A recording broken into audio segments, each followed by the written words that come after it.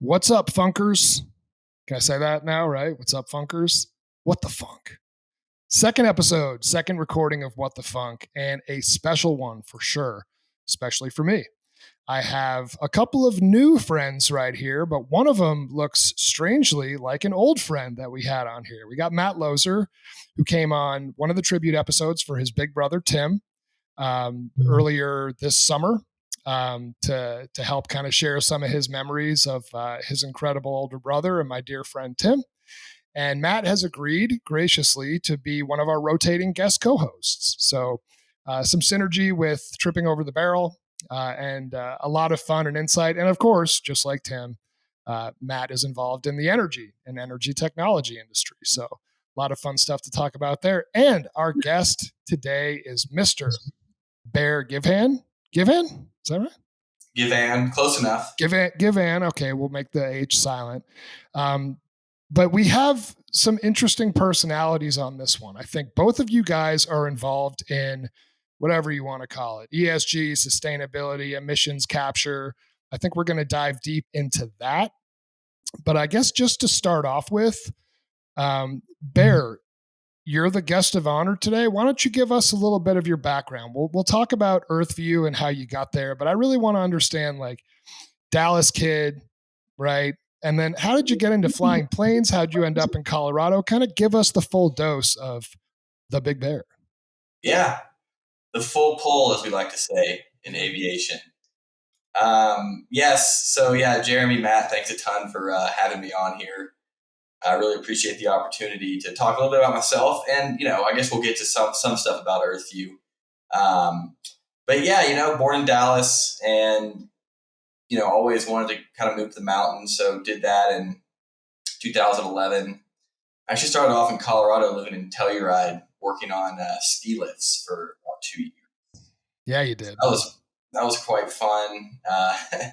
Decided that being a lifelong ski bum maybe wasn't the optimal career path, at least in my parents' eyes. I don't know. I was 21, so I was having a blast, but decided to head to Boulder to get my degree in geology. So did that. Spent a lot of time looking at rocks, and of course, geology is a big part of oil and gas because you got to have someone to find the oil. So I had kind of intended on going into, trying to be a geologist for some of these larger oil and gas companies. And I realized, I needed a master's degree or a PhD, and I was sick of school and wanted to get out in the world and start doing stuff.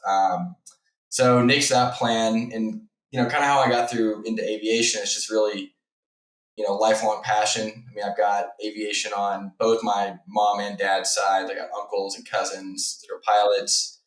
And it's really just something that I've been doing since I was a kid. I was kind of a huge nerd and flew RC airplanes and built them. And, so flying's always been a passion. And, I was working one summer in Boulder at the St. Julian valeting cars. I was able to make that's where I've seen you before. Yeah, really? I'm just kidding. That was a while ago. So, worked one summer there and made enough money to start getting my private pilot, and, never looked back. It was just kind of immediate, kind of connection with, hey, I love flying. It's a cool blend of science and technology and really an art form too. To do all that just really teaches you how to make decisions and think about things in a really quick time manner, right? You got to make decisions pretty quickly, which then kind of helps a lot in business, right? I mean, you got to make decisions. I mean, I feel like half my job is just making decisions all day long. Whether those decisions are right or wrong, it's kind of irrelevant. This decision has to be made, and you go with you go with the flow there. And if it's the wrong decision, you work your way out, which is similar in flying. So that's kind of how I got into flying, and that somewhat led me to get into Earthview. So, Matt, this is when you're supposed to chime in and say that you're an Air Force brat, right? Well, I was going to ask what you fly, and then we was going to see where that went. Yeah, so all my time is in I would do some stuff around Air Force bases, and they would always refer to us as light civils, which was kind of emasculating. But really, really small single prop airplanes are what I've got most of my time in. So a lot of time in Bonanzas and a lot of time in Moonies. Okay, nice. Go ahead, Matt. I've got nothing. I don't know what that means. So They got one propeller. Yeah.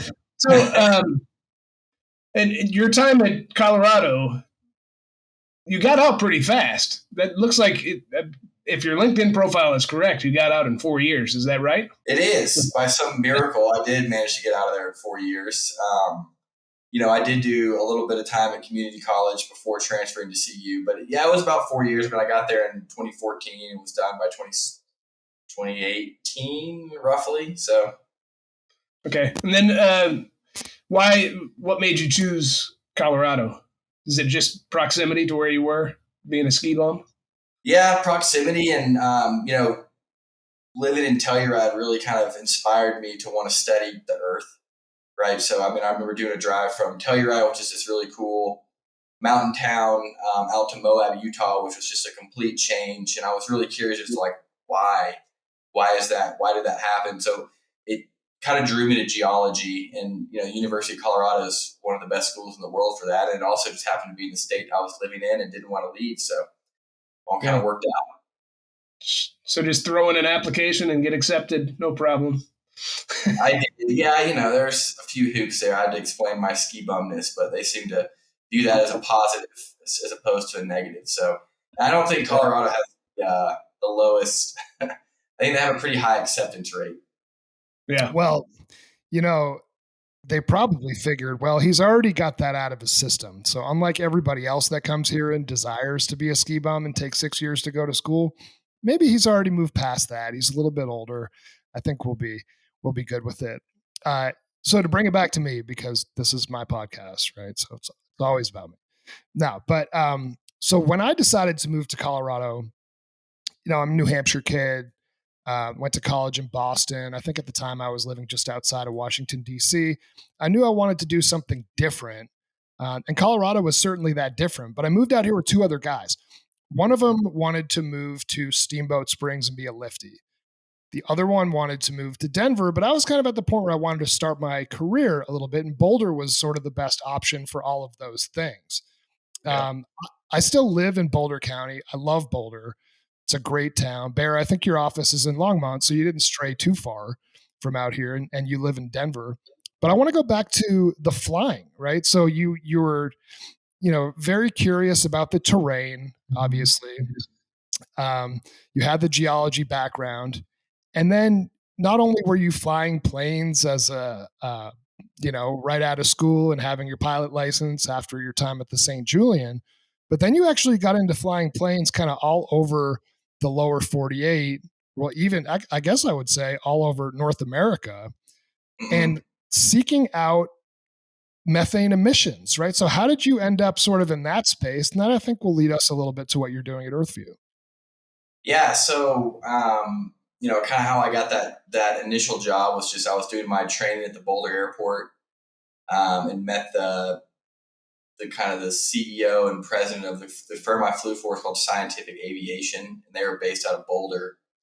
I got to know him for about a year before I graduated, and he offered me a job, basically under the condition that I get my commercial and instrument rating and then finish my degree. So I think my spring semester I was in 22 hours of class plus commercial and instrument training. So it was busy last semester there, but it was all worth it, right? Because literally my first job as a commercial pilot was up in Yellowknife, Canada, which is way up there. I mean, when I heard about it, I had to look on a map to figure out where it was.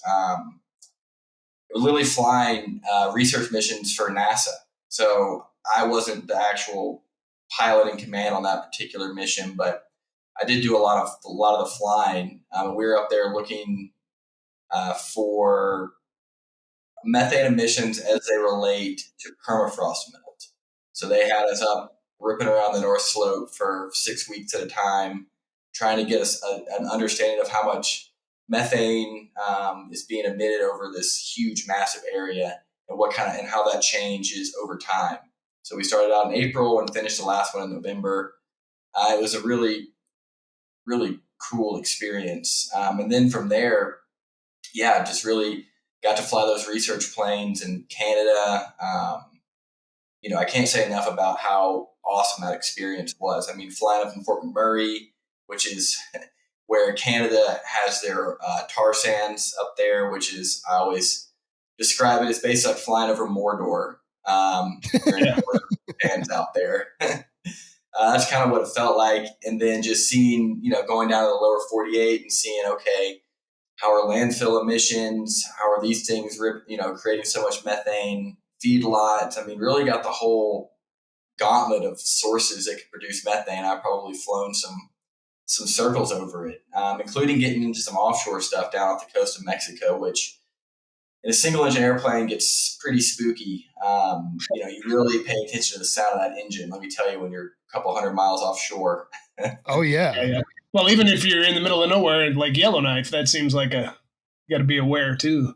Yeah, absolutely. I mean, honestly, after I left that job, I did. I had another job flying for a family based out of Wyoming, and the scariest part was flying. I would do Phoenix up to Watford City, what felt like twice a week, and I had to fly over the Rockies, which was always at least the water or somewhere to put it down, but there's nowhere to go in the mountains. Yeah, scary shit.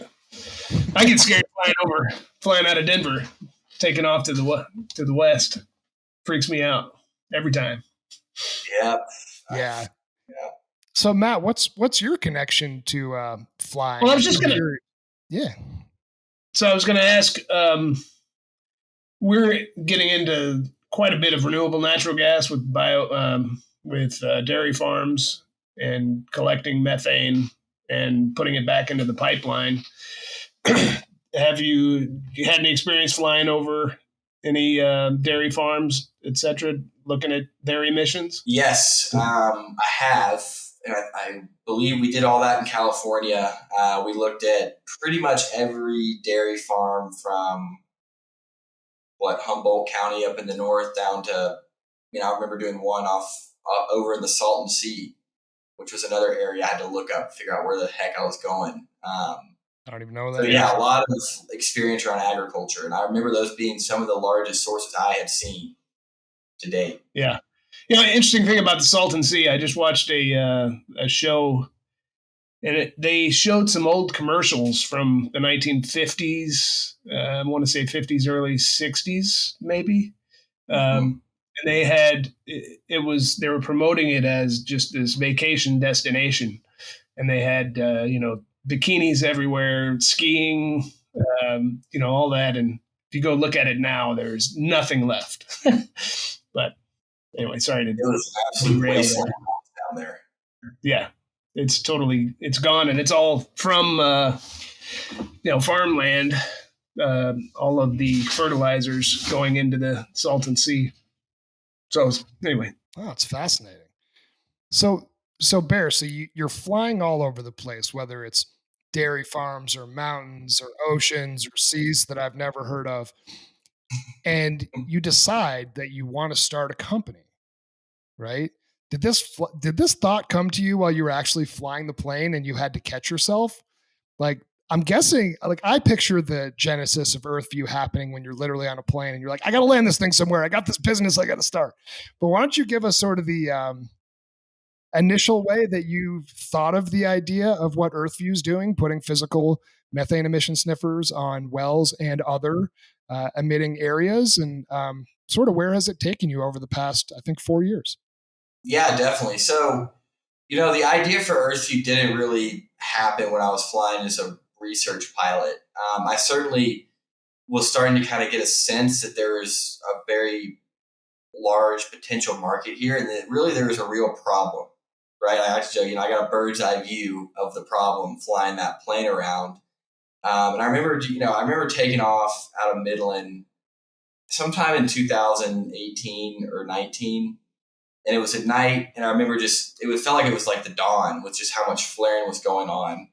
And to me, that was just kind of like, wow, okay, there's going to be a substantial problem here. Now, I had no idea how things would kind of progress up to this point. But I just remember thinking in my gut, like, there's something here. And aircraft, at least the way we were flying the research planes, was not really conducive to well pad by well pad surveys, right? I mean, it just wasn't the best method for the job. So what was the equipment on the planes themselves? What were you using cameras to capture everything? And then it was all in situ measurements using a Picaro gas analyzer.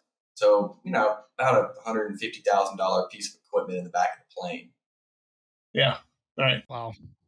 But that required us, since we're doing in situ measurements, that required us to get low, right? I mean, for me, it was, 100 feet was kind of like a normal operating altitude. 100 feet. Whoa. Yeah, we're really low. So part of your... Well, that is in Midland, though, so there's no trees, right? Yeah, no tree. I mean, we'd be right above the trees. I have some videos. Probably won't want to, I might have broken some rules there, but got to get low. We did have permission from the FAA to fly down that low, but it was just hairy. There's just no way to get around it. Flying low is pretty much the opposite of what they teach you from day one of any pilot training. It's like you need to get altitude. If your engine quits, you got options. But yeah, so just kind of seeing the problem.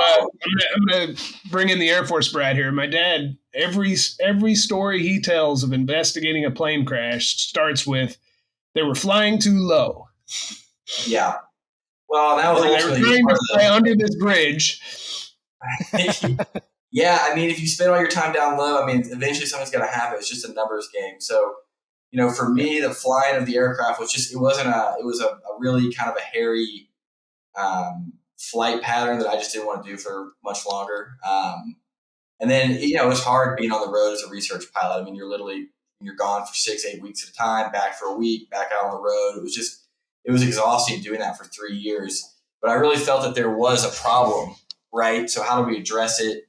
And then the whole, I ended up meeting my co-founder, who is a CU retired climate scientist. He's got about 40 years of research experience, and his area of focus was up in the Arctic, looking at sea ice melt, permafrost melt, methane release related to those two items.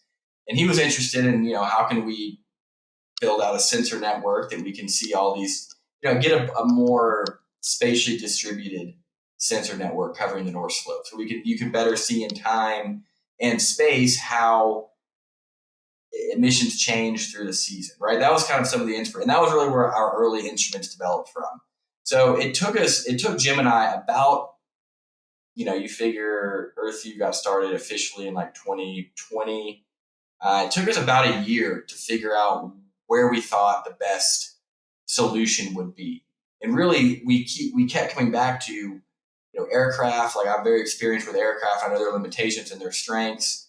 Drones, right, are like aircraft, but they're even more restricted. The whole economics of operating a drone doesn't really make sense until you can operate them beyond line of sight. So really, it came down to stationary monitoring. And then the whole, we're getting all this data in time, really just resonated with Jim and I. We really felt that that was the way to go.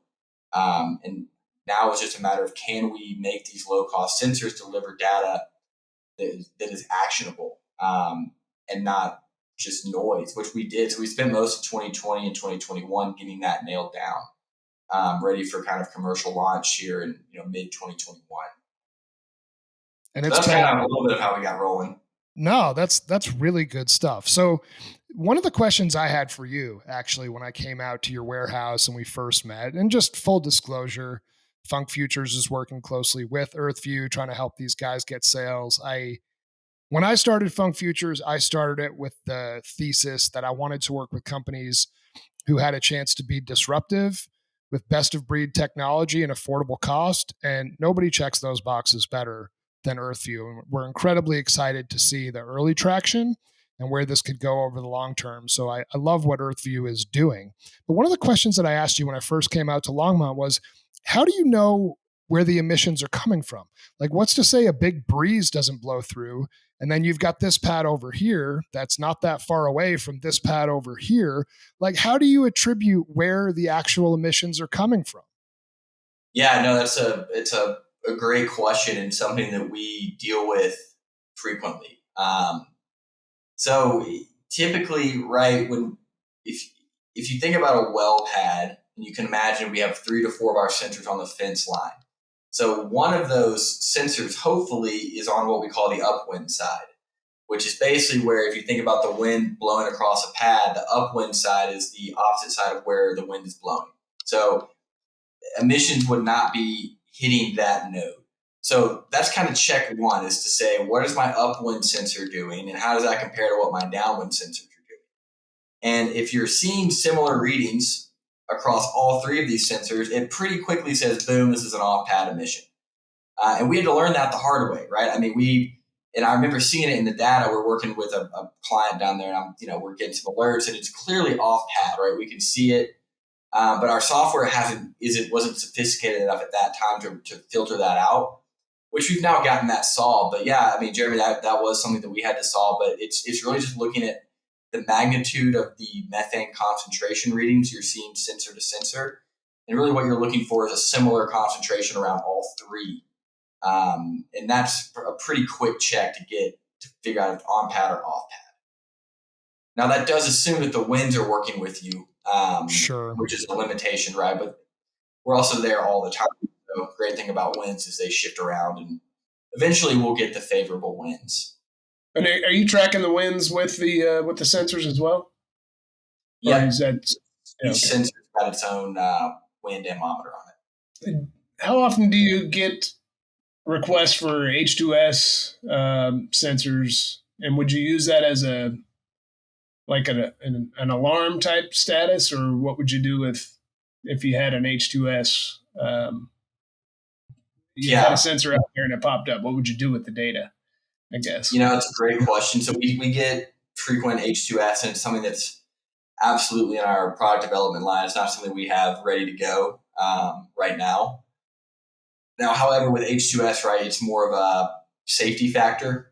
So, how our methane system works right now is we send a email alert that goes to our clients. It tells them, hey, we're seeing some activity at this rate, we think this is the source. Here you go. With H2S, it would probably be more based on kind of the health threshold, when, people need to be concerned from a health perspective. And then 2, just kind of the behavior of the gas is a little different.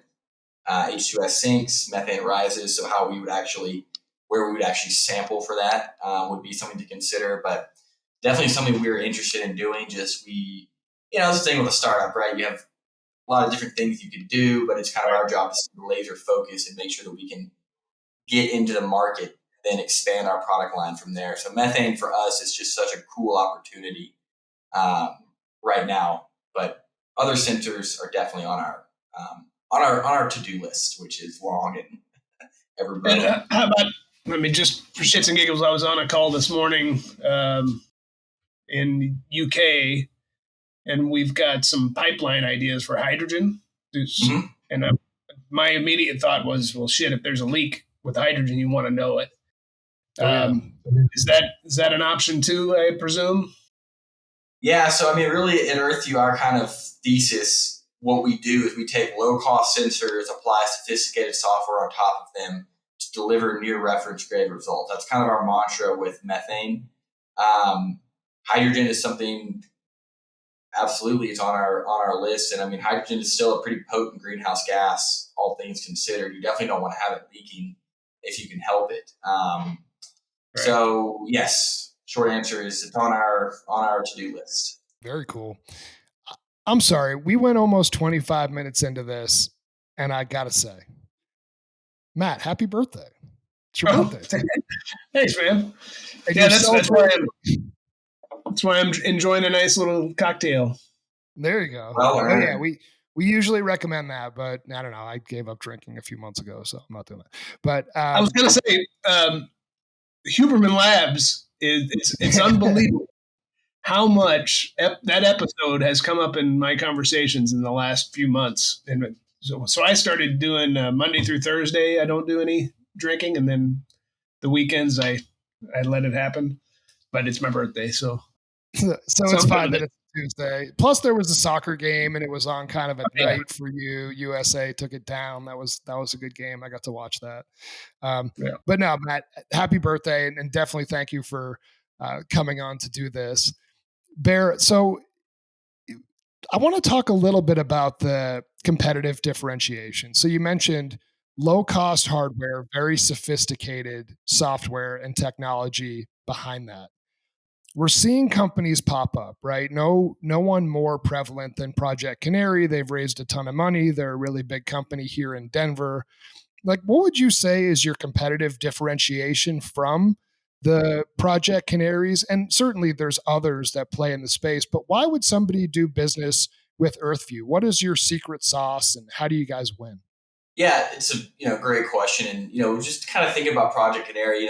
They've done a great job of building a lot of awareness in the space, and really, with Project Canary, we almost view them more as an ally going forward, right? I mean, it's we're Earthview. We are in the business of building the best, lowest cost, continuous emissions monitoring platform that we can. Project Canary has really pushed. What do you do with that data, right? When you do continuously monitor your wells, there's, hey, okay, we catch these leaks, right? But there's a whole other, you get into certified gas with either Project Canary or MIQ, right? And continuous monitoring plays a huge part in that. So Project Canary, right? They've got some really cool sensors. We're definitely right on par with them, but we're just in such a lower cost point that you really can scale this out to all of your locations. Because just in my experience, any location can leak at any given time. So you really need monitoring everywhere. But to do that, you can't be paying thousands of dollars a month to do that, especially on lower production facilities, right? I mean, it's kind of a cost game. So that's one of our advantages. I don't really like to hit on cost as like one of our main advantages, but it certainly is, right? And that goes into just how we built our hardware, how we've designed everything, which all leads into the, that we don't charge our clients for hardware. And then, we do some really cool stuff in the actual sensor data. So any, kind of company in our cost point, at our cost bracket, right, they're likely going to be using metal oxide sensors. Metal oxide sensors are notoriously difficult to make work in, in environments where you have a high relative humidity, and when you see that humidity changing a lot, you can get false positives. Which, talk about a quick way to lose the faith of the field guys is to have multiple false positives. So we spent the bulk of our development period working on that method to correct for temperature and humidity. And I kind of joke, I don't have a picture of our platform up, but keeping the line flat when there's no gas, that's a lot of work going into that. So that's one huge competitive advantage I think we have. It's just we really nailed how to get these low-cost sensors to really deliver near reference grade data, right? So on a methane concentration level, we're seeing a sensitivity of about 0.3 ppm. Which competing offers are in, you're seeing sensor resolution of maybe 5 ppm. So we're really squeezing the most out. And then two, the other thing we're able to do, which has been adding significant value, is we can kind of talk to the nature of the gas stream that we're seeing. So a tank emission, for instance, is going to have a much heavier VOC to methane ratio than, say, a wellhead release or a separator release. So kind of looking at that helps us be able to better fingerprint where the leak is coming from, which is always a challenge for point sensors, right? We're on an imaging system, so we have to look at multiple different factors to triangulate where that leak's coming from, and gas, gas stream. I think I'm using the wrong word here, but the wet gas versus dry gas does kind of help that. So just kind of some of our advantages there. The system, right, it's portable. You don't have to T-post it in. It's really sit and forget. And then another thing too we do is, we sample up at 12, 15, 17 feet in the air, right? I mean, It is funny. I go out to pads where we've got some competitors out there, and I just can't help but notice that their boxes seem to get a little higher every time I go. It's really simply because methane rises, right? So if you're down at 4 feet and you're trying to measure emissions from the top of a 20-foot tank, you're probably going to miss some of them. So that's why we have a big mast that goes up to measure that. So really, those are kind of some of the advantages that I see Earthview has over similar offerings. And there just aren't that many of us out there right now. Yeah. I would guess that if we were to have this conversation in a year, you'll see more and more companies come from outside of industry. But I think it's very important that you do have experience and that your team has experience in the space, because you sort of know the language and even just the acronyms that you've already used, right? You don't have to come in and try to learn those and fake it till you make it. This is a very familial, close-knit industry, and people will discover the outsiders very quickly. So the early mover advantage that you guys have is a real thing. Well, Jeremy, too, on that note, I just want to make one other point just about my personal beliefs and then tying to Earthview too, right? I mean, it's really hard to point fingers at the oil and gas industry and say you have polluted over X years. It's like we all use the products. So collectively, whatever the oil and gas industry has done, it's because us, the consumer, have demanded that product. Now, I love working with the industry because I know that there's a lot of motivation to understand the emissions and reduce them. But ultimately, right, I mean, I like to turn my lights on and I like to turn my heat on. I mean, it's 22 degrees here in Colorado right now. If we didn't have natural gas, it would be a lot colder in my house right now. So trying to come up with a solution that doesn't just, that allows us to continue utilizing fossil fuels for the next 50 to 100 years. I mean, there's really nowhere to transition to right now. I mean, there's a lot of ideas of where we could go, but there's no real concrete baseload energy source other than oil and gas, particularly natural gas. So getting a handle on those methane emissions is a huge part of the energy transition. Yeah, absolutely. Exactly. Amen. So Matt, speaking of some of those potential other forms of energy, that's kind of where you play, right? Yeah. Like what is your what would you say you do here? You're over in London right now. You're working on hydrogen pipelines. What do you got going on?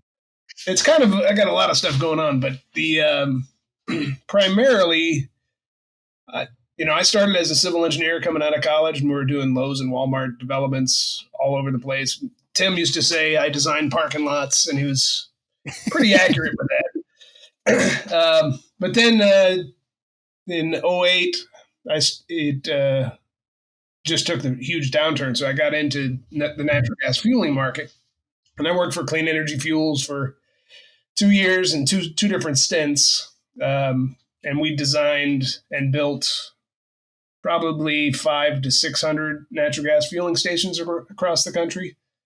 And that's gradually bridged into what we're doing now, which is moving over into the hydrogen market. And just hydrogen, just because of the NRA,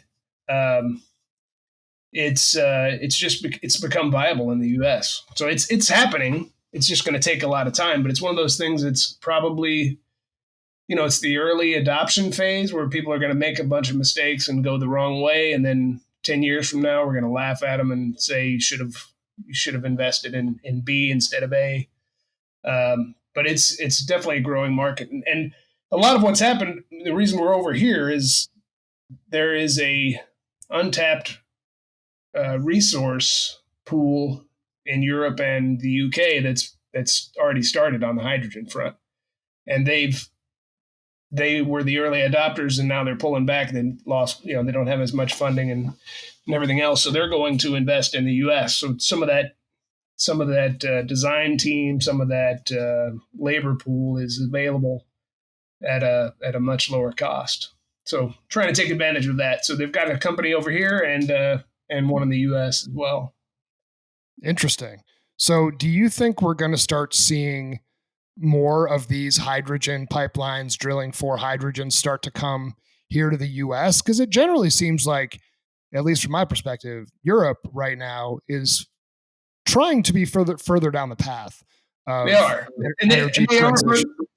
I think they're further ahead, but they've also gone down the road of it's just all public money, and they're playing with it, and there's no repercussions for making the wrong decision. Whereas in the U.S., it will quickly be a capitalist game, but we're going to go through that same phase of overspending, et cetera.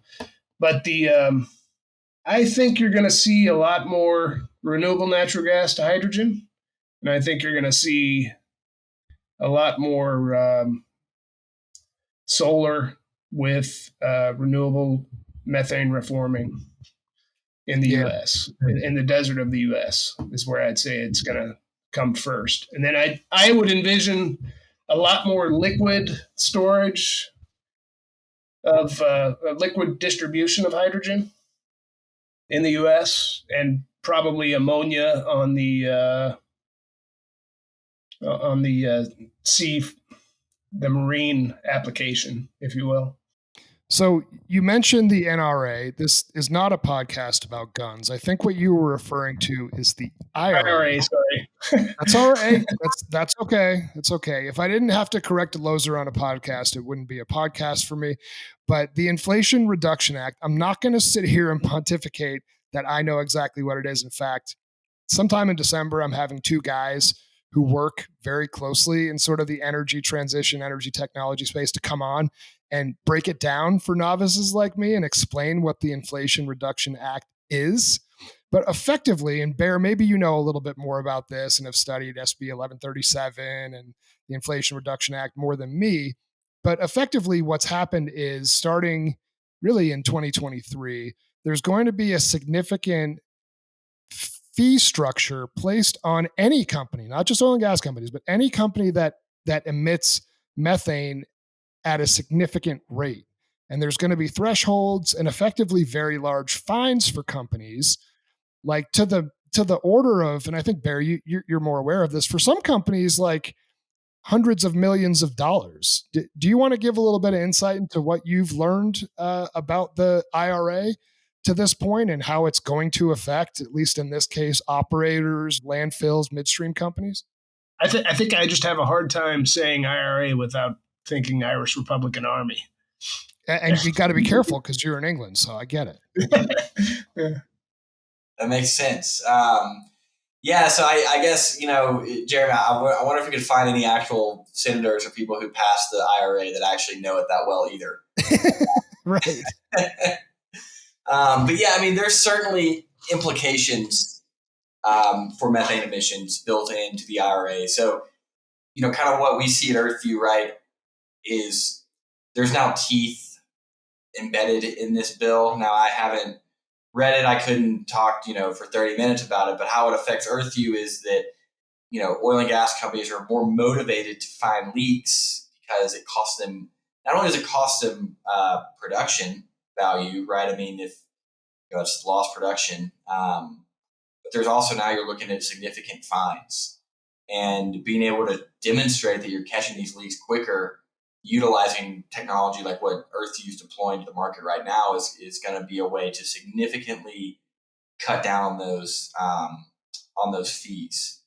So there's definite teeth in there for methane emissions, particularly going after, like you said, big emitting industries like your agriculture, energy, waste is another big one. So yeah, I'm not exactly sure how it's going to fully shake out, but I know that it definitely has strong implications for both Earthview and for our oil and gas customers. Yeah, it kind of does away. Sorry, are you getting any regulatory? Like I asked you earlier about the AQMD and Bay Area AQMD, or any of those regulatory agencies coming to you, or are you seeing any push for them to monitor this stuff and be the ones issuing the fines, or is it how are you seeing that kind of playing out? Yeah, no, Matt, it's a good question. It's something that kind of in where Earthview stands, right? Is we it's kind of a fine line, right? Because we need to be a third party kind of, on our own, right? So I don't like the idea of governments, right, utilizing our product to find our customers. So to me, I like we just deployed our first units out in California. I would prefer to have our customers, being the oil and gas operators, adopt our technology, understand it, then start bringing in some of the regulatories and showing and going to them with data that says, look, here's 2 months of data. We caught 9 leaks. We wouldn't have even caught these leaks if we were doing it the traditional way.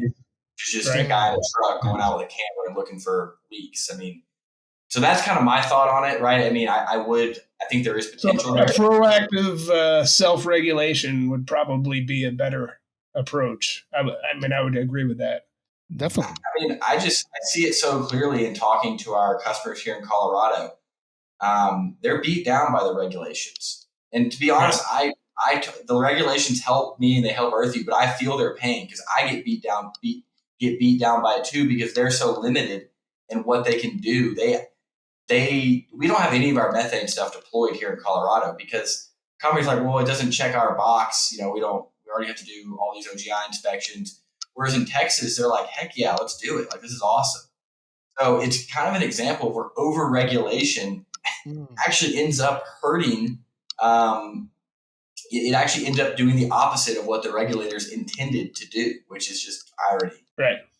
And in turn, being less sustainable and hurting the environment. Right? Exactly. I mean, in theory. So a couple just broad questions, and then I'm going to shift here. So, like, Bear, what kinds of things create the most methane emissions? Is it the oil wells? Is it natural gas wells? Is it dairy farms? Is it is it the dump?